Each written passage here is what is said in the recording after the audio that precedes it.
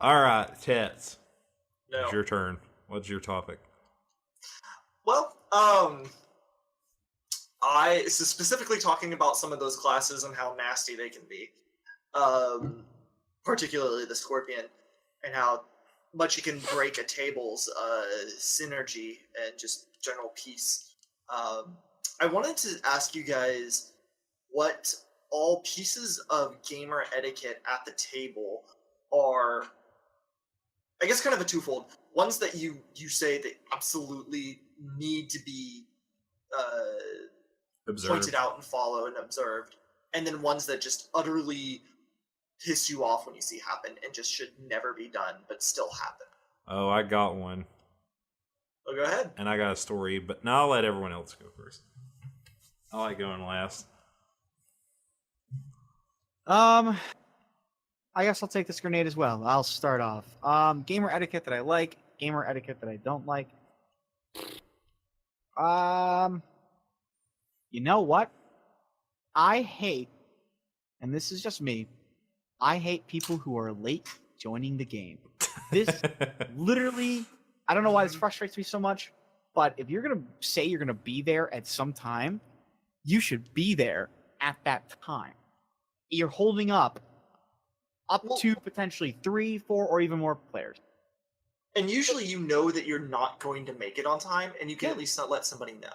Yeah, you can easily let somebody else know and let them know ahead of time, but it frustrates me to no end that happens. And it's, you know what, it's even just a normal life thing in general. Being late somewhere is just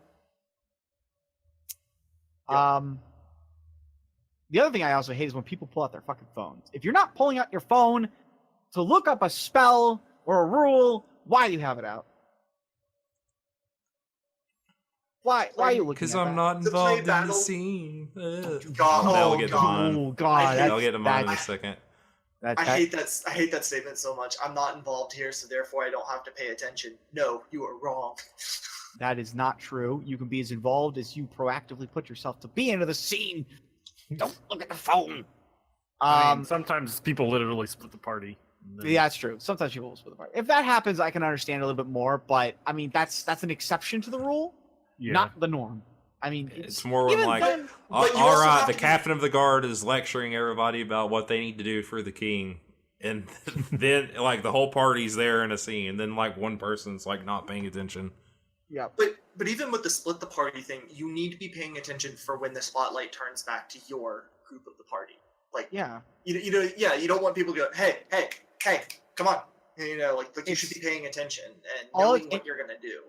The worst part about it is that, like, let's say it's innocent, you don't do any of that stuff, and then the person comes over and is like, so okay, what are we just going over real fast? And you'll know the bad ones will just ask what's going on real fast, and then you'll have to stop everything to re-explain what you just explained. Yeah. The good ones will try to remain quiet and try to pick up on hints and clues from other people, but you know that they don't know what's going on, because if you ask them, so John, who wasn't listening, what do you guys want to do? Whatever the group wants to do. No, we're gonna ask you, John, who wasn't listening. What do you think the group should do? I mean, that's the kind of thing. The good ones will just remain quiet. We should go get a sundae. That's not the worst idea. It's not, as you say, it's like, that's actually not a bad idea. or sometimes it's the I wasn't exactly following what you were saying. I was a little bit confused there. Yes. Can you just explain it again? Like, can you try explaining it to me? I'm just not understanding it. And like not what's going on, but it's I for some reason the English you were speaking sounded more like Spanish to me. So I don't know why it happened. I suddenly just couldn't hear anything anymore. My just hearing turned off. I don't know.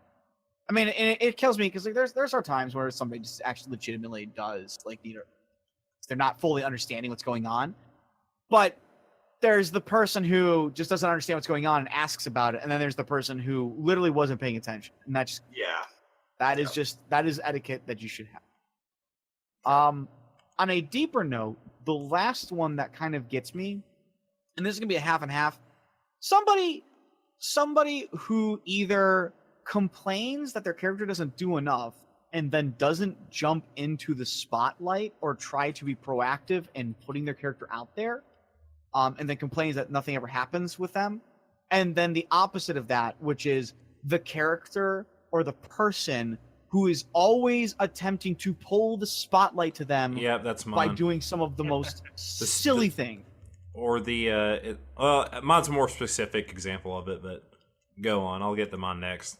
I mean, that's really what it is. It's like everybody will talk about like, okay, so we need to take out these trolls that are going to be attacking this village. What supplies do we have? And then like this one person's like, my character's over here, and he's just picking some flowers. And it's like, what? Thank you, I guess, for that knowledge. He's like, and I'm gonna give it to like the small children and whatnot because I want them to be like feel safe and comforted before the fight. And I'm like, we're not focusing on that right now. Your 3 allies over here are trying to create a battle plan. Perhaps you would like to join them at the table. I will admit, I have been that guy, but not so much that I'm trying to dodge things as much as I want to paint a bigger picture. But if only one person's trying to paint the bigger picture, then it becomes pulling the spotlight to their character. And yeah. It really does. That does kill me because I'm like, the spotlight is clearly not on you, and the way you tried to bring your character, you didn't try to bring your character into the spotlight to share it with somebody. You tried to like tell the guy who's working at things, he's like, hey, buddy, over here, bring it to me. Yeah, that's true. That's what frustrates me. It's one thing to say, I pick the flowers and give it to the kids, and then walk over and then start planning. Yeah, it's another thing. Yeah. It's not like somebody's asking like, well, what are you doing? Because you aren't contributing. He's like, well, I'm just picking flowers, but if you guys call me over, I'll come over. That's like the different thing. It's like you were just standing aside. That I can get more. But that was not being intrusive, so that's fine. Yeah. Yeah. But yeah, those are the 3 things that I really hate a lot. Those are just gamer etiquette things that they can fix so much. Just fix so much. Be on time. Don't try to hog the spotlight, and don't complain about you're not getting the spotlight when you don't attempt to actively get into that said spotlight. And stop looking at your bloody phones. Seriously, you're there to game. But yeah, those are my 3 pirate points. the movie. I'm there to pirate the movie. I'm just using your Wi-Fi so I can download. Can somebody catch me up as to what Meta's things were? I swear to God, that's. I'll say some good stuff that I like is more just, I think like the best tabletop etiquette you can do is embrace the collaborative nature of the game and like collaborate more with the GM and the players. Understand that people sometimes aren't at their best role playing wise or GM wise. Sometimes like, oh yeah, it just doesn't work out the way the GM wants and they're stuck. And they have to railroad you a little bit. And everyone has such a negative connotation with railroading, but sometimes it's fine to just let it happen and go with it and not reverse it. Or like, we're push okay back with against railroading in video games, right? Yeah. We're push back at like be abrasive about it. I mean, it's fine to not like it. No one wants to like have like be railroaded constantly, but like sometimes like the game just calls for it. And I think like like recognizing when that is and just letting it happen and not making a stink about it, like is a general thing, and it's that way for anything. I'm just using railroading as an example. Well, to build on that, it's also don't be afraid to build on things that other people are saying for your character. Like first off, let me qualify the statement. It is not cool at all to dictate ever what somebody else's character is doing ever, but if somebody were to make a suggestion of something your character is doing, or as some aspect of the scene that is directly should be, but they're making a suggestion, don't be afraid to play with that. That's embracing the collaborative. They can't control your character, but don't be afraid to go, oh yeah, that he could be doing that, and and yeah, exactly. So yeah, that all kind of falls under that. And embrace the collaborative nature, like you just said. The things I hate is kind of one thing Meta said. It was just the people who are constantly complaining and negative, especially when something bad happens, like they lose a fight or they get a bad roll, and when you make a scene or a stink about it at the table, it always every single time makes it really awkward for everyone else playing. It does. It's really uncomfortable. It makes you look like an idiot, for lack of a better term. And I mean, it's one thing to go to have a massive role that everything hinges on, and you feel like, damn it's okay to curse or get upset. But in then the when moment 30 and let it pass. minutes later, you're still complaining about it. It's when you step up from the table and have a big hissy fit and argue with the GM, then you don't contribute for the rest of the night to the game really, and just sit there and pout. It's okay, now you're just making it all about you outside of the game. That's never cool to do, and I've seen it happen a lot. And 2 is inserting yourself into other people's scenes, which has happened to me. One time in particular, we were playing the Song of Ice and Fire role-playing game, which is Game of Thrones. My character was a wildling guy. His backstory was that basically he'd been essentially charmed by an other or something. So he was in love with an other, which is these fey demon things that aren't even really human. So he basically had a confrontation by himself with that character and his backstory, and someone else basically, and there's even a part in the game where it's you can spend a fate point to put yourself into a scene and have the GM do it, but this player didn't even do that. She just was I gotta come in now because I somehow know you're in here with this thing and I'm metagaming, and oh god, it's another, I gotta attack it because you can't be doing this scene with your backstory thing. That's really, really annoying. And then after that game, I told the GM, I was I'm not playing with this player anymore. I'm sorry. And that's something that you see a lot sometimes in play-by-post games. Yeah, it's harder in play-by-post because there's open threads and stuff like that. Right. And all that. That's more the nature of the game. And one of the bad things about it. Yeah, you'll have a closed thread that's supposed to only be so many people. Oh, that's just people ignoring the rules. Well, right, but I mean, still, it's. Yeah. Those people usually get called out in front of everybody, so. True. That rarely ever happens.